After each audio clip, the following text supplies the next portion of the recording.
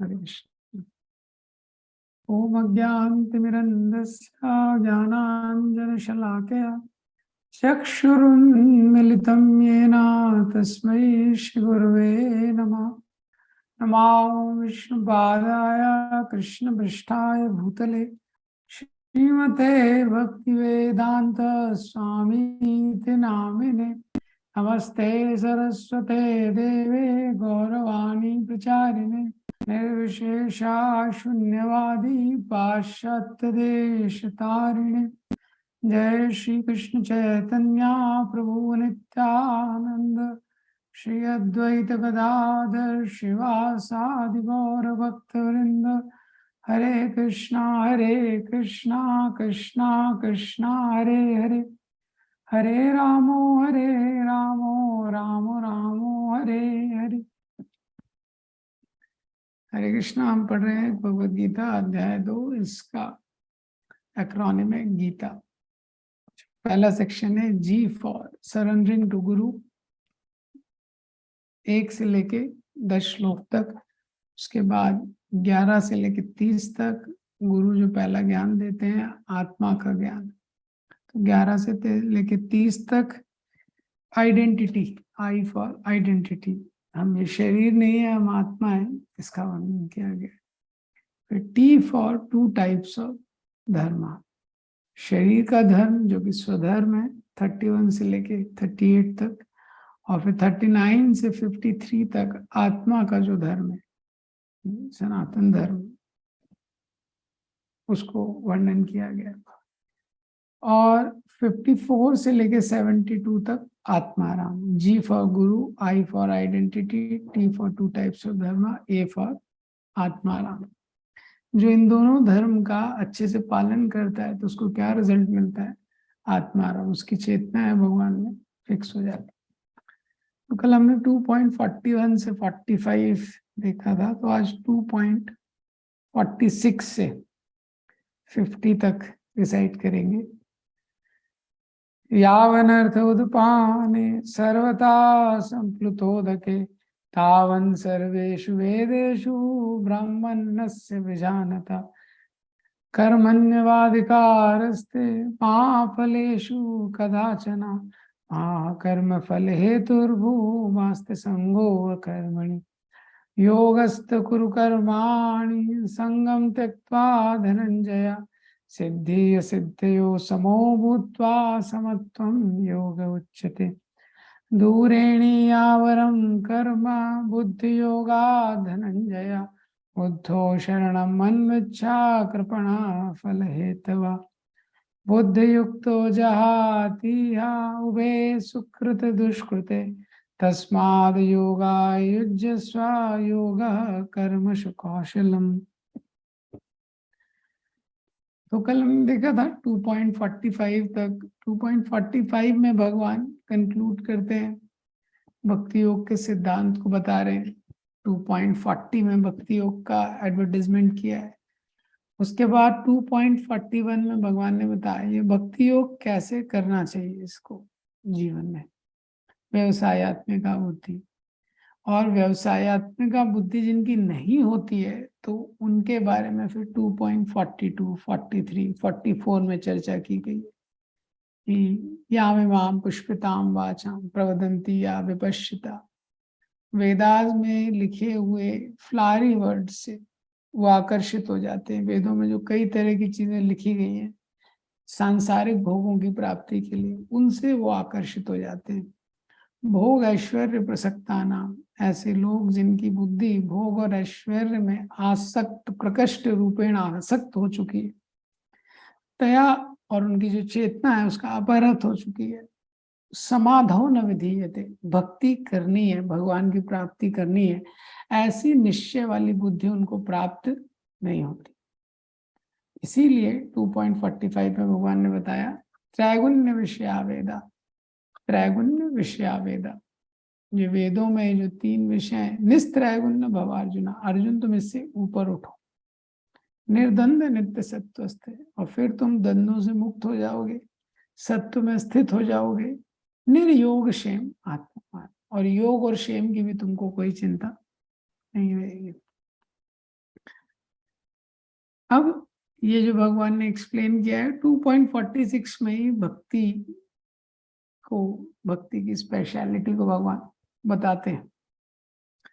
यावन अर्थ उदपाने सर्वता संप्लुतोदके। यावन अर्थ उदपाने, जो छोटे छोटे गड्ढे होते हैं, गड्ढे बोल दिए या छोटा कोई कुआं है, सर्वथा संप्लुतोदके, सर्वथा वो सारी चीजें संप्लुतोदके, एक ऐसा जलाशय जो जल से भरा हुआ है।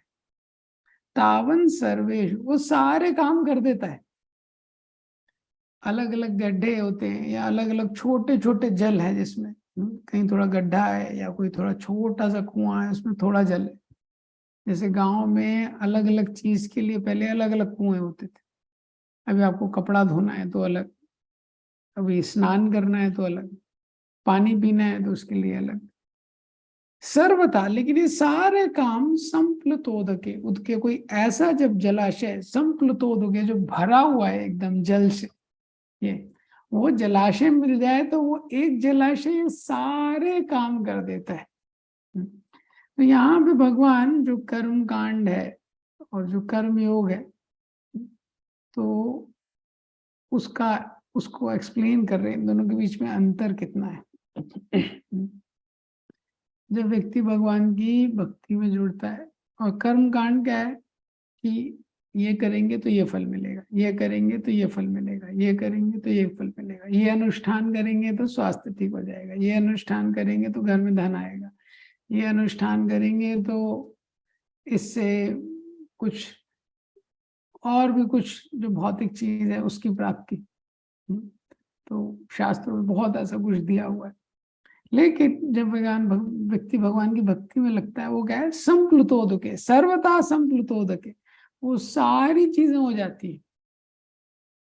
जो एक छोटा कुआं जो कार्य करता है, जो एक बड़ा जलाशय है जो शुद्ध जल से भरा हुआ है, वो सब कर देता है।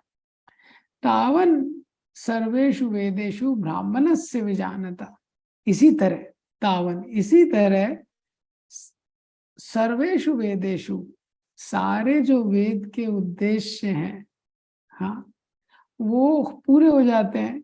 ब्राह्मणस्य विजानता, जो जानता है कि वेद का उद्देश्य क्या है, जो वेद का उद्देश्य जानता है, वो समझता है कि वेदों के जो सारे पर्पस हैं वो कैसे फुलफिल होने हैं।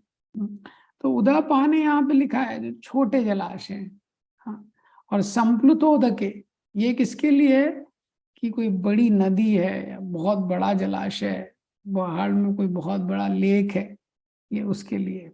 तो भगवान बोल रहे हैं जो छोटे छोटे जलाशय हैं छोटा काम करेंगे। अब जैसे कोई छोटा जलाशय है, अभी व्यक्ति उसमें हाथ पांव धो लेता है, तो हाथ पांव धो लेता है तो उसमें ही वो इतना गंदा हो जाता है कि हाथ पांव धोने के बाद आप उसमें कपड़ा नहीं धो सकते। और सपोज उसमें कपड़ा धो लिया, तो कपड़ा धो लिया तो इतना गंदा हो जाएगा वो स्नान नहीं कर सकते। अब आपने उसमें स्नान कर लिया, अगर स्नान कर लिया तो वो पानी पीने के लायक नहीं रहता है, ऐसा है।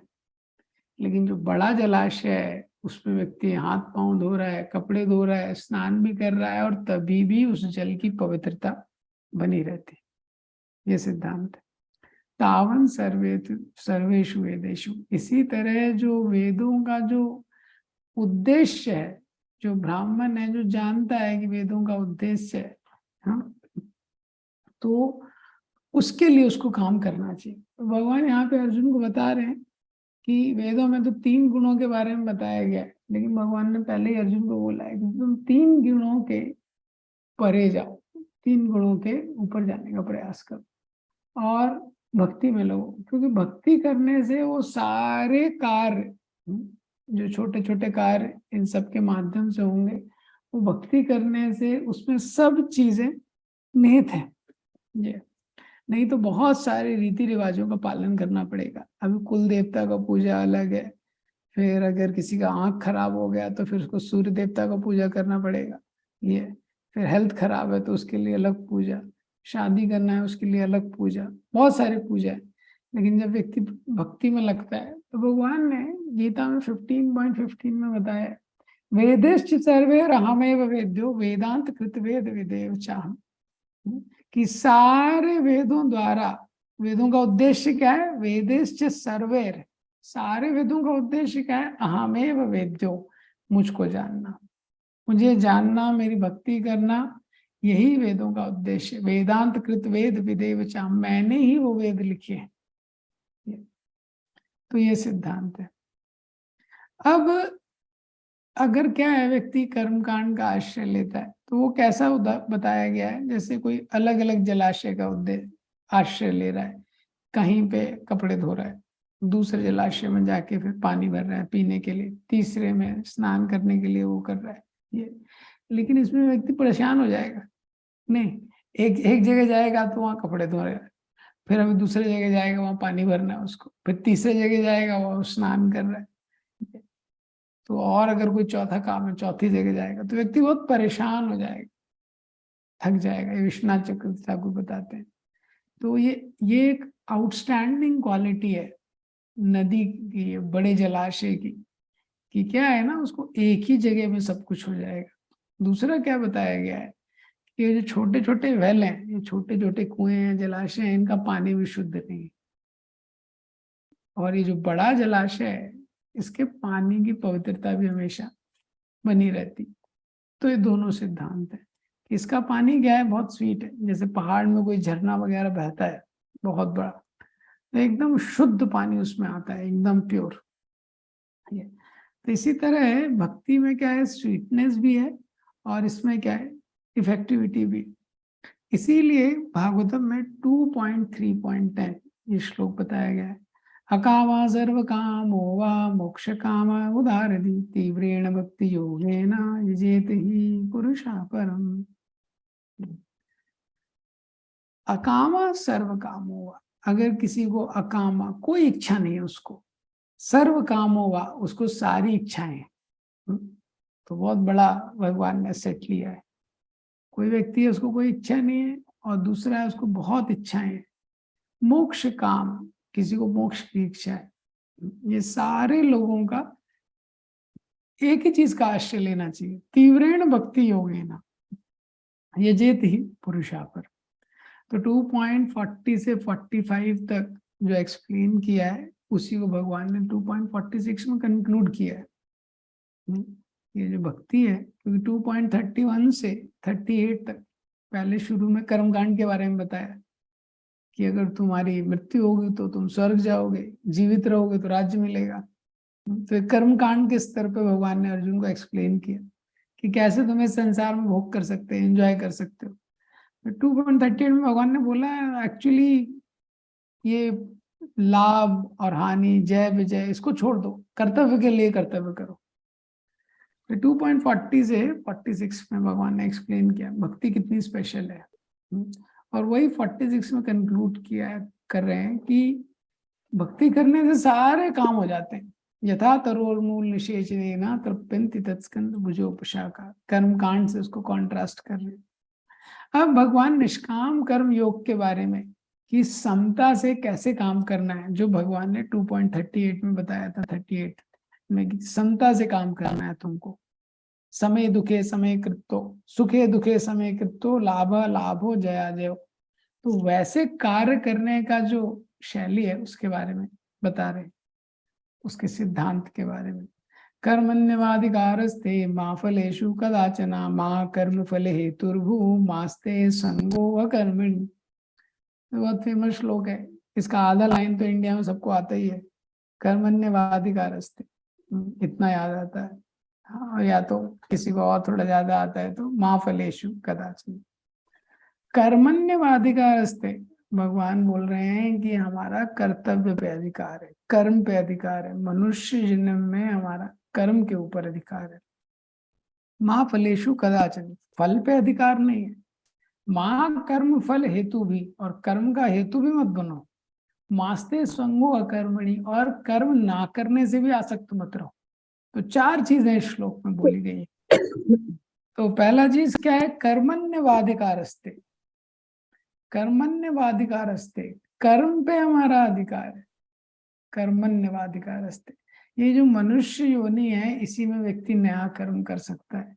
जो पशु योनि होती है उसमें नया कर्म नहीं करता है जीव, वो अपने पुराने कर्मों के कारण, वो भोग योनि है, उसमें उसको कष्ट होता है। इसी तरह स्वर्ग आदि में जो देवता हैं वो भी अपने सुख का भोग करने के कारण नया कर्म नहीं करते, ज्यादातर अपने पुण्य कर्मों का भोग करते हैं, ऊपर सुख में लिप्त रहते हैं। और जो नारकीय जीवन है उसमें अपने दुष्कर्मों के कारण अपने पाप कर्मों का फल वहां पे उनको भोगना पड़ता है। ठीक है, मनुष्य जन्म ही एक ऐसा जन्म है जिसमें व्यक्ति नया कर्म करता है और भगवान की सेवा रूपी नया कर्म करके वो चक्र से निकल सकता है, इसलिए ये इतना विशेष है। इसीलिए इसको कर्म भूमि बोला गया है। कर्मण्य वाधिकारस्ते, हमारा कर्म पे अधिकार है। तो छोटा सा जन्म मनुष्य को मिला है, उसमें अगर वो सही तरीके से कर्म कर ले, प्रभुपाद जी ने इस तात्पर्य में लिखा है कि 3 तरह के कर्म होते हैं, नित्य नैमित्तिक कर्म, प्रिस्क्राइब ड्यूटी, कैप्रिशियस वर्क और इनएक्शन। प्रिस्क्राइब मतलब जो उसको प्रिस्क्राइब किए गए हैं शास्त्रों में, जो निहित कर्म है वेदों के द्वारा। कैप्रिशियस मतलब विम्सिकल, जो एक्शन करता है। तो कर्म, अकर्म, विकर्म, ये 3 प्रकार के कर्मों के बारे में बताया गया। तो मनुष्य जन्म में व्यक्ति क्या करता है उसके ऊपर बहुत कुछ डिपेंड करता है। तो भगवान की अपेक्षा है अर्जुन से कि तुम प्रिस्क्राइब ड्यूटी करो, जो शास्त्रों में विहित कर्म है उसको करो बिना आसक्ति के। क्योंकि जो प्रिस्क्राइब ड्यूटी है उसको भी 3 भागों में डिवाइड किया गया है, नित्य कर्म, नैमित्तिक कर्म और काम्य कर्म। नित्य मतलब रूटीन ड्यूटी, और नैमित्तिक इमरजेंसी ड्यूटी, और डिजायर्ड। ये 3 प्रभुपाद जी ने, आप तात्पर्य देखिए, प्रभुपाद जी ने तात्पर्य में लिखा है routine work, emergency work, desired work. तो नित्य कर्म है, नैमित्तिक नित्य कर्म में व्यक्ति स्नान आदि ये सब करता है, और भी जो उसको कुछ करना पड़ता है। एक नैमित्तिक कर्म। जो डिजायर्ड कर्म है काम में कर्म, जिसमें उसकी कुछ कामना छिपी हुई है। हाँ, तो ये जो कर्म है ये भक्तों के लिए ये है जिसका उसको रिएक्शन हैंडल करना पड़ता है। तो अब क्या अंतर है इनमें? इनमें अंतर ये है कि कोई भी व्यक्ति है उसको कर्म तो करना ही पड़ेगा, जैसे कि भगवान ने गीता के 3 अध्याय में बताया है, नहीं कश्चित क्षणम अभी जातु तिष्ठत अकर्म कृत। एक क्षण के लिए भी जीव बिना कर्म किए नहीं रह सकता है, उसके लिए वो असंभव है। अब उसको कर्म तो करना है। अब कर्म, अकर्म और विकर्म। विकर्म मतलब शास्त्रों के विरुद्ध काम करेगा तो पाप लगेगा।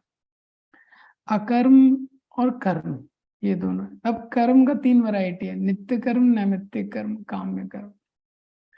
तो नैमित्तिक कर्म तो इमरजेंसी में जो करना है कोई भी चीज है। अब नित्य कर्म तो जो रेगुलर ड्यूटीज है वो करना है उसको। कोई भी साधारण जीव है उसको नित्य कर्म, नैमित्तिक सारे कर्मों का रिएक्शन लगता है उसको। तो विकर्म करेगा तो रिएक्शन लगेगा ही, वो कर्म भी करेगा उसका भी रिएक्शन लगेगा। ये तो अब जो कर्म करेगा, नित्य कर्म, नैमित्तिक कर्म, वो सांस ले रहा है, सांस लेने का भी रिएक्शन लगता है उसको। ये सांस लेने का भी रिएक्शन लगेगा। वो भोजन कर रहा है, भोजन का भी रिएक्शन लगेगा। अब जो भगवान की भक्ति में लगे हुए हैं, या स्वरूप सिद्ध भक्ति के जो लक्षण है, श्रवण, कीर्तन, स्मरणम, वंदनम, अर्चनम, दास्यम, साख्यम, आत्मनिवेदनम, तो भगवान की नवविधा भक्ति में हम जो लगते हैं, ये इनको अकर्म बोला गया है। तो अकर्म भी वैसे 3 तरह का है। अकर्म व्यक्ति, अकर्म मतलब जहाँ कर्म नहीं हो रहा है। तो अगर कोई आलस के कारण कर्म नहीं कर रहा है, वो एक कैटेगरी। दूसरा कैटेगरी है वो कर्म नहीं कर रहा क्योंकि कष्ट से बचना चाहता है, वो सोच रहा है कौन झंझट लेगा, कौन मेहनत करेगा। लेकिन तीसरा अकर्म क्या है, वो कर्म कर रहा है लेकिन केवल भगवान की प्रसन्नता के लिए। तो कर्म करते हुए भी वो अकर्म के समान है, उसका कोई रिएक्शन नहीं बनता है। इसके अलावा जो 2 अकर्म की कैटेगरी है, अगर वो कर्म नहीं कर रहा है या कर्म नहीं कर रहा है कष्ट के कारण या आलस के कारण, तो उसका रिएक्शन बनेगा। तो जो डिवोटी हैं, जब हम भक्ति कर रहे हैं तो जो काम हम भगवान की प्रसन्नता के लिए या भक्ति के जो 9 विधा लक्षण है वो काम करते हैं तो उसका हमको रिएक्शन, उसका तो वो तो अकर्म है, उसका रिएक्शन नहीं बनेगा। लेकिन बाकी टाइम जो काम करते हैं उनका रिएक्शन बनेगा। तो डिवोटीज के लिए लेकिन कंसेशन है, तो नित्य और नैमित्तिक कर्म का रिएक्शन नहीं बनता है। कोई इमरजेंसी ड्यूटी है या नित्य कर्म है, शरीर की देखभाल करनी है, कुछ भोजन लेना है, उसका रिएक्शन नहीं बनता है। लेकिन काम में कर्म का रिएक्शन सबके लिए बनता है।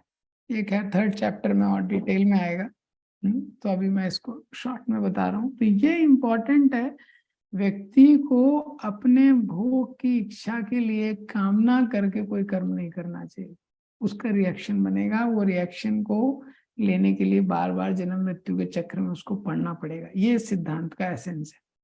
तो कोई भक्ति में नहीं है तो उसका तो बहुत रिएक्शन बन ही रहा है। हाँ, वो तो जीवित है जब तक उतना कर्म का रिएक्शन बन रहा है। और कर्म का रिएक्शन हम सोच सकते हैं कि कितना बनता है, क्योंकि इसी पृथ्वी पे व्यक्ति कर्म कर रहा है और इतनी सारे ऊपर के इतने सारे लोग हैं, नीचे के इतने लोग हैं, वहां पे फल भोग रहा है। मतलब कर्म का हमको जो पेमेंट करना पड़ेगा बहुत हैवी रहेगा। ये जो रिएक्शन बनता है वही रिएक्शन को चुकाने के लिए ऊपर नीचे उसको इतना घूमना पड़ता है। ये तो ये सिद्धांत शॉर्ट में, कर्मण्यवाधिकार अस्ते, हमारा कर्म पे अधिकार है। माँ फलेषु कदाचन, फल पे अधिकार नहीं है, क्योंकि जो फल है, फल को प्राप्त करने के लिए हम लोग स्वतंत्र नहीं है, वो भगवान की इच्छा के अधीन है। माँ कर्म फल हेतु भी, और कर्म का हेतु भी मत बनो, भगवान बोल रहे। क्योंकि कर्म का हेतु मत बनो, क्योंकि कर्म को तुम कंट्रोल नहीं कर सकते, कर्म का जो फल है। तो अगर कर्म के फल को प्राप्त करने की इच्छा होगी तो हम कर्म का हेतु बन जाएंगे।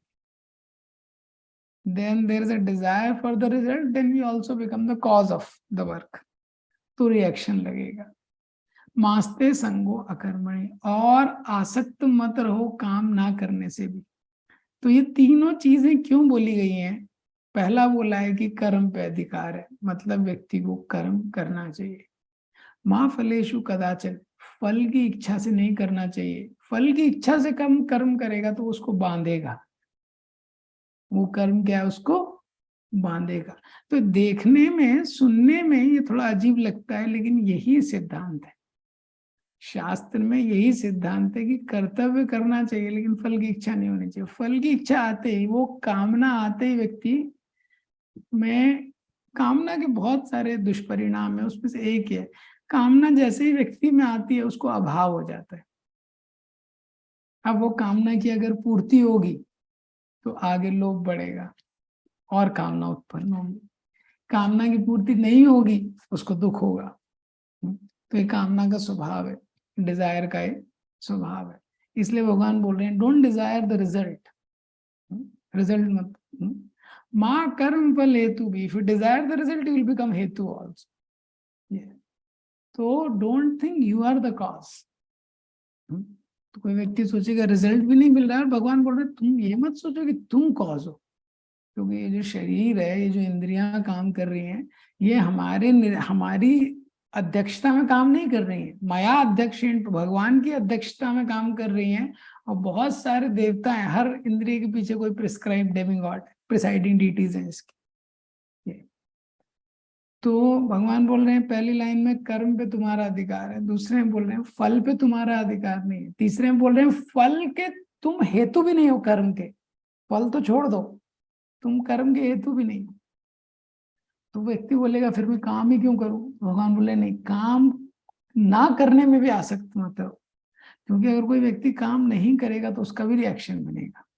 अगर इस तरह से अकर्म करेगा, आलस के कारण या कष्ट के कारण कर्म का त्याग करेगा, तो उसका भी रिएक्शन बनेगा। तो इसीलिए शास्त्रों में बहुत सूक्ष्म सिद्धांत बताया गया, हाँ, अर्जुन के लिए। तो विश्वनाथ चक्रवर्ती ठाकुर लिखते हैं भगवान ने अर्जुन को पहले ज्ञान के बारे में बताया 2.11 से 30 में, फिर भक्ति योग के बारे में बताया 40 से 45 में। भगवान को लग रहा है अर्जुन के लिए निष्काम कर्म योग ठीक है, तो उसके बारे में भगवान बता रहे हैं। कर्मण्यवाधिकारस्ते माँ फलेषु कदाचन। तो ये सिद्धांत इंपॉर्टेंट है। अभी कोई व्यक्ति है, वो सपोज 1 महीना काम कर रहा है, हाँ, और अभी महीने के एंड में सैलरी मांगता है, और उसका बॉस बोलता है कर्मण्यवाधिकारस्ते माँ फलेषु कदाचित। हाँ, सैलरी पे तुम्हारा अधिकार नहीं है, तो भड़क जाएगा, क्योंकि वो सैलरी के लिए ही काम कर रहा है। तो संसार में फल जो है वही मुख्य आसक्ति है, जिसके कारण व्यक्ति कर्म कर रहा है। आप फल हटा दोगे तो कौन काम करेगा ये। लेकिन शास्त्र में सिद्धांत बताया है कि कर्म क्रिया तो जीव का स्वभाव है, उसको फल के लिए नहीं करना चाहिए क्रिया, क्योंकि उसका कर्तव्य है, इसलिए उसको करना चाहिए। तो इसका मतलब क्या है? इसका मतलब ये है, श्लोक का मतलब, it's not that we become oblivious of the goal, but we have to understand what is the main thing.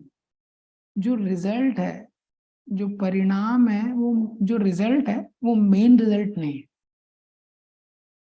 इस श्लोक हमको क्या समझा रहा है? जो रिजल्ट है वो मेन रिजल्ट नहीं है, जो हमारा कर्तव्य है वो मेन है।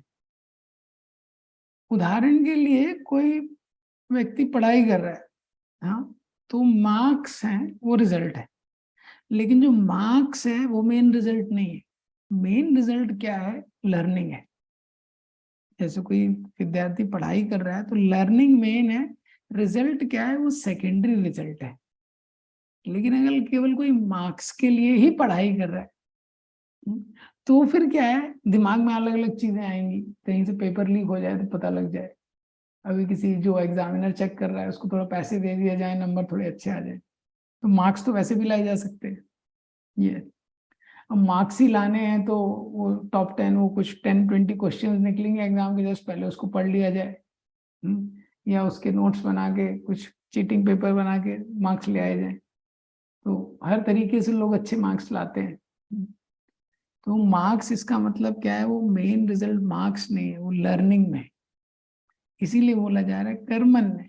वो क्या है? एंड रिजल्ट वो अपने आप मिलेगा। ऐसा नहीं है कि कोई व्यक्ति, अगर फल पे हमारा अधिकार नहीं है तो फल नहीं मिलेगा, फल तो मिलेगा ही, लेकिन व्यक्ति को फोकस कहाँ करना है ये शास्त्र बता रहा है कि फोकस उसको कहाँ करना है।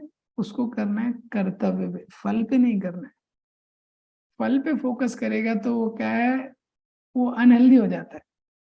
क्योंकि जब वो फल को कंट्रोल करने की कोशिश करता है तो वो कंट्रोलर बनने की कोशिश करता है, वो हो नहीं पाता है। तो जब वो फल से डिटैच रहता है तो वो सही जगह फोकस कर सकता है। तो लर्निंग पे अगर कोई स्टूडेंट फोकस करेगा तो रिजल्ट तो मिलेगा ही उसको। ये तो ये भगवान ने बहुत महत्वपूर्ण सिद्धांत यहाँ पे बताया है। कर्मण्यवाधिकारस्ते, कर्म पे तुम्हारा अधिकार है, माँ फलेषु, फल पे तुम्हारा अधिकार नहीं। हाँ, फल पे अधिकार नहीं है, फल के तुम हेतु नहीं हो, ये रजोगुण का स्वभाव है। मास्ते संगो अकर्मणि, और अकर्मता को भी मत प्राप्त हो कि कोई कार्य नहीं कर रहे हो, ये तमोगुण का स्वभाव है। ये डिटैच, बिना आसक्ति के तुम कर्म करो, या उससे बेटर है भगवान की प्रसन्नता के लिए कर्म करो, जो भक्ति योग है। बिना आसक्ति के कर्म करो या भगवान की प्रसन्नता के लिए कर्म करो, ये सतोगुण में आ जाता है। तो कोई भी एक्शन है व्यक्ति जो कर रहा है, सकारात्मक या नकारात्मक, वो एक्शन क्या है, व्यक्ति को बांधता है जब वो फल की इच्छा से करता है। और अकर्म, अगर व्यक्ति कोई काम नहीं कर रहा है, उसका भी रिएक्शन बनेगा ये। लेकिन जब वो कर्तव्य के रूप में कर्म करेगा बिना फल की आसक्ति से, तो कर्म करते हुए भी वो बंधेगा नहीं। तो यहाँ पे अर्जुन बहुत घोर कर्म करने वाले हैं, युद्ध में लोगों को मारने वाले हैं, तभी भी नहीं बनेंगे, क्योंकि भगवान की आज्ञा के ऊपर कर रहे हैं। और साधारण व्यक्ति है, वो कुछ भी ना करे तभी भी बंध रहा है वो, क्योंकि वो अपनी इच्छा से कर रहा है। तो ये इम्पोर्टेंट है। ये जो श्लोक है ये हमको बताता है कि कार्य करने के पीछे जो चेतना है, वो उस कार्य को अकॉर्डिंगली, वो कार्य क्या है, या तो पॉजिटिव, या तो कर्म रहता है, या अकर्म रहता है, या विकर्म रहता है, उस कैटेगरी में आता है। वो डिपेंड करता है व्यक्ति किस चेतना से कर रहा है। और काम में कर्मों को व्यक्ति को अवॉइड करना चाहिए। इसके बाद भगवान बताते हैं योगस्थ कुरु कर्माणि संगम त्यक्त्वा धनंजय। योगस्थ, इसीलिए तुम योग में सिचुएट हो जाओ। ये योग क्या है? निष्काम कर्म योग। यहाँ पे अभी क्या है? निष्काम कर्म योग का सेक्शन चल रहा है। कुरु कर्माणि, और अपने कर्तव्यों को करो। संगम त्यक्त्वा, संगम त्यक्त्वा मतलब आसक्ति रहित होके। सिद्धि असिद्ध्यो समो भूत्वा, सिद्धि असिद्धि सक्सेस फेलियर में सम रूप से। समत्वम योग उच्यते, ये जो समता है इसी को योग कहते हैं। अब यह श्लोक से भगवान निष्काम कर्म योग की शिक्षा को बताना शुरू करते हैं कि तुम सम रहो। यही निष्काम कर्म योग जो व्यक्ति करता है तो ज्ञान योग में परिणत हो जाता है। भगवान ने प्रभुपाद जी ने इस श्लोक के तात्पर्य में लिखा है, भगवान अर्जुन को बोलते हैं कि तुमको योगस्थ कुरु कर्माणि, योग में स्थित होना है, योग के अकॉर्डिंग काम करना है। और ये योग क्या है? योग ये है कि तुम मेरे में, yoga means to concentrate the mind upon the supreme by controlling the ever disturbing senses.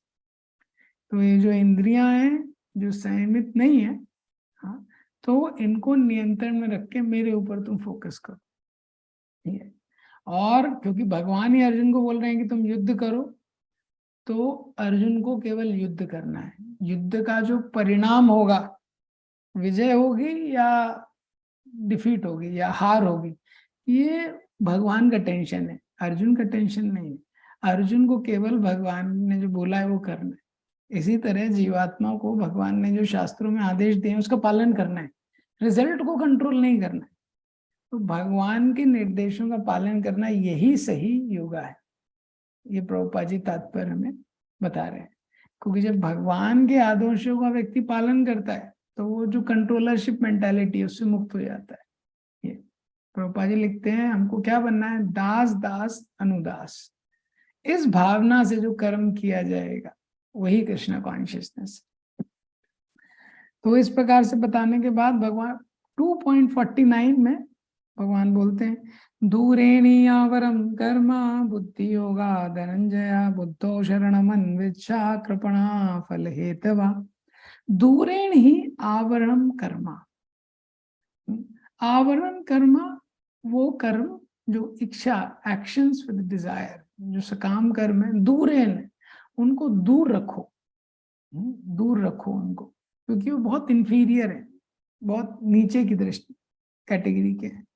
बुद्धि योगा, बुद्धि योग के द्वारा। अगेन यहाँ पे बुद्धि योग क्या है? निष्काम कर्म योगा। जैसे मैंने पहले बताया था, बुद्धि योग का उपयोग किया गया भक्ति योग के लिए भी 2.40 से 45 में, और यहाँ से उसका उपयोग किया निष्काम कर्म योग के लिए।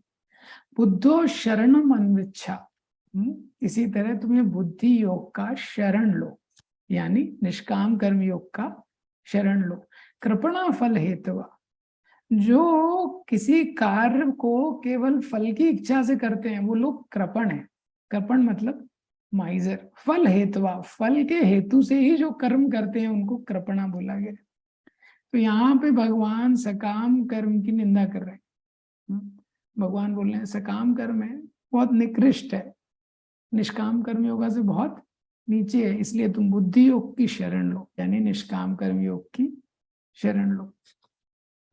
प्रभुपाद जी के तात्पर्यों का ये ब्यूटी है कि जो भगवान भक्ति योग 6 चैप्टर के बाद देने वाले हैं, प्रभुपाद जी हर तात्पर्य में उसको ले आते हैं पहले से, क्योंकि फाइनली वही कंक्लूजन है, वही देना है। प्रभुपाद जी को पता है कलयुग में लोग पूरा कंप्लीट कर पाएंगे कि नहीं कर पाएंगे, वो भी डाउट है। इसीलिए प्रभुपाद जी ने शुरू से ही दिया है। और कितनी बार प्रभुपाद जी ने ये अपने शिष्य के साथ, एक बार प्रभुपाद जी जा रहे थे तो उन्होंने बोला, तो कोई व्यक्ति था, तो प्रभुपाद जी ने अपने शिष्य से बोला कि कोई भी मेरी ये बुक पढ़ेगा, किताब पढ़ेगा, एक भी मेरी किताब पढ़ेगा तो उसको पता लग जाएगा कि एसेंस क्या है, जीवन का उद्देश्य क्या है। Even one book somebody reads like that, he'll become Krishna conscious, वो कृष्ण भावना भावित हो जाएगा।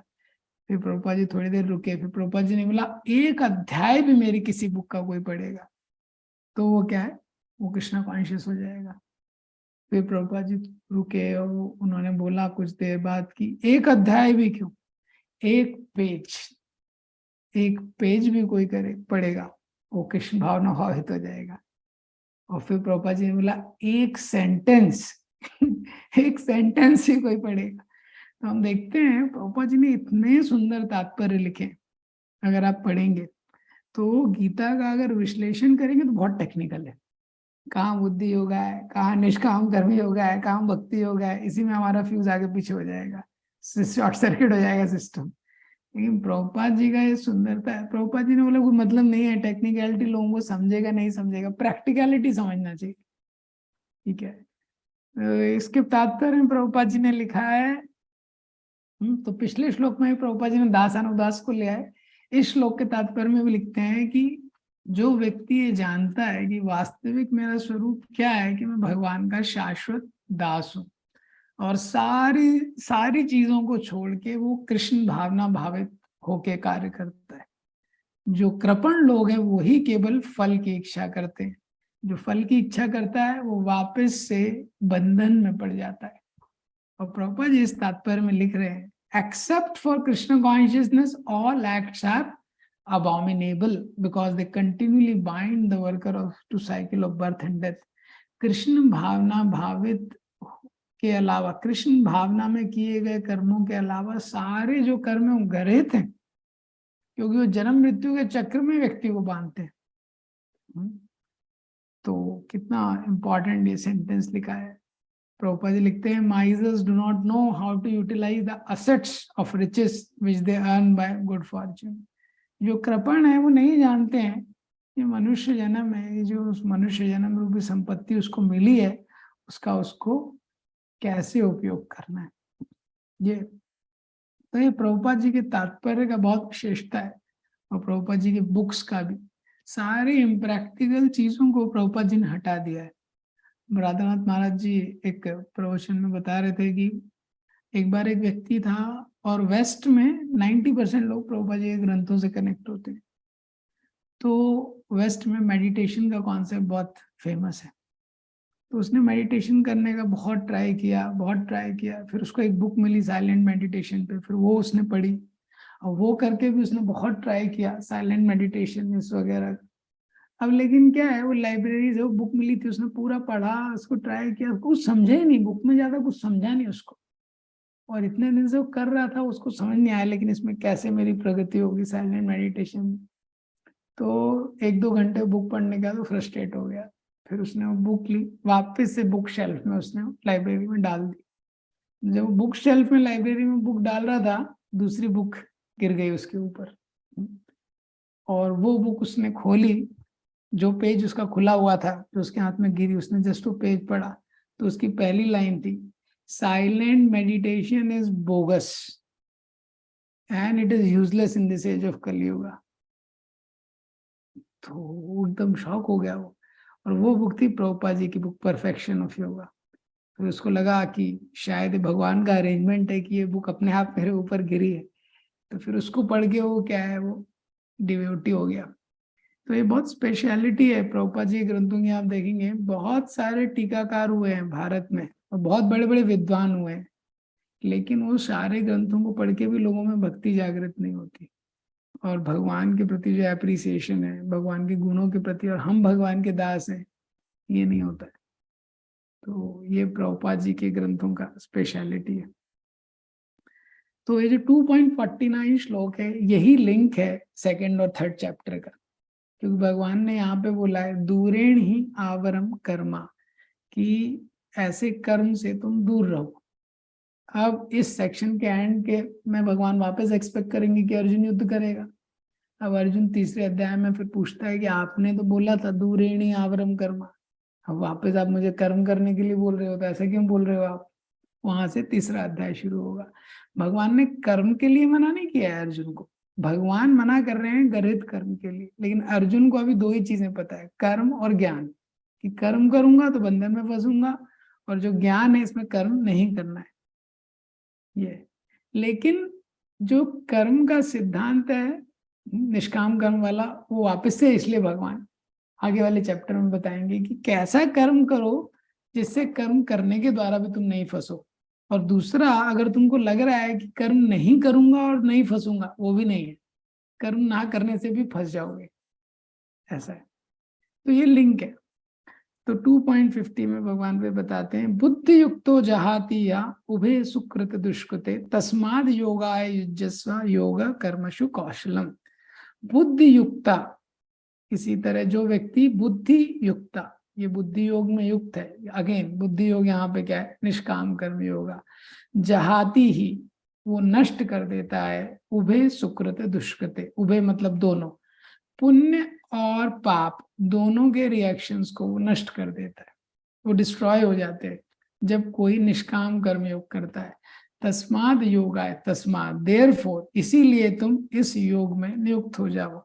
योगा कर्मशु कौशलम, यही कर्म का कौशल है, भगवान बोलते हैं। तो जो सारे क्रियाएं व्यक्ति करता है बिना किसी फल की इच्छा के, यही कर्म करने का कौशल है। कौशलम मीन्स स्किल। स्किल क्या है, विश्वनाथ चक्रवर्ती ठाकुर बोलते हैं यही स्किल है। ये आदमी कर्म कर रहा है और रिएक्शन नहीं बन रहा है, ये कर्म करने की कला है। आदमी नहीं तो कर्म नहीं कर रहा है तभी भी रिएक्शन बन रहा है, और कर्म कर रहा है तभी भी या तो कुछ लोग पाप में फंस रहे हैं, कुछ लोग पुण्य में फंस रहे हैं, लेकिन दोनों फंस रहे हैं। पाप लोहे की जंजीर है, पुण्य सोने की जंजीर है, लेकिन दोनों जंजीर है, दोनों हथकड़ी है।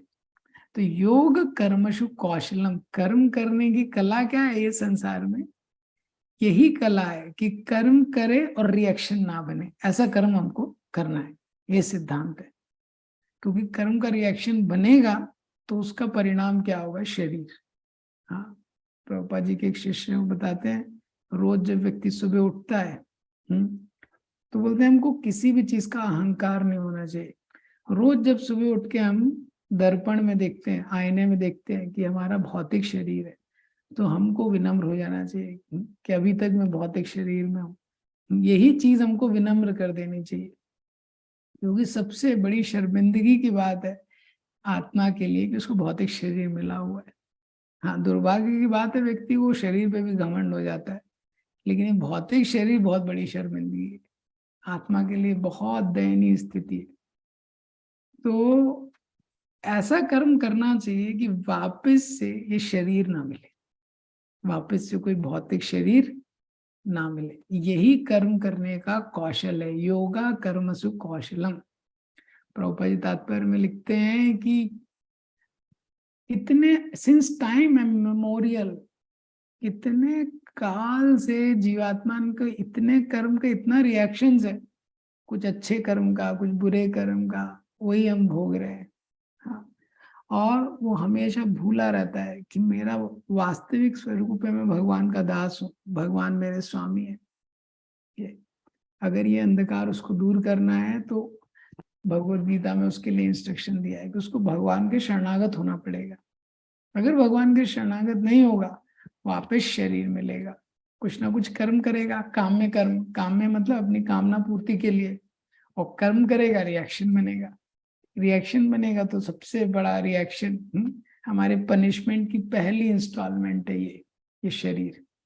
जो शरीर है ये पहली इंस्टॉलमेंट है। जैसे जेल में कोई व्यक्ति जाता है, कैदी को सबसे पहले क्या यूनिफॉर्म पहनाते हैं ना वो, हाँ, ट्राई कलर यूनिफॉर्म पहनाते हैं उसको ये जेल में, तो वो उसके लिए सबसे बड़ी ह्यूमिलिएटिंग चीज रहती है। ऐसे ही आत्मा को शरीर पहनाते हैं। तो ऐसा कर्म करना चाहिए कि आत्मा को वापस से भौतिक शरीर धारण ना करना पड़े। ग्रंथराज श्रीमद् भगवत गीता की जय। श्रील प्रभुपाद की जय।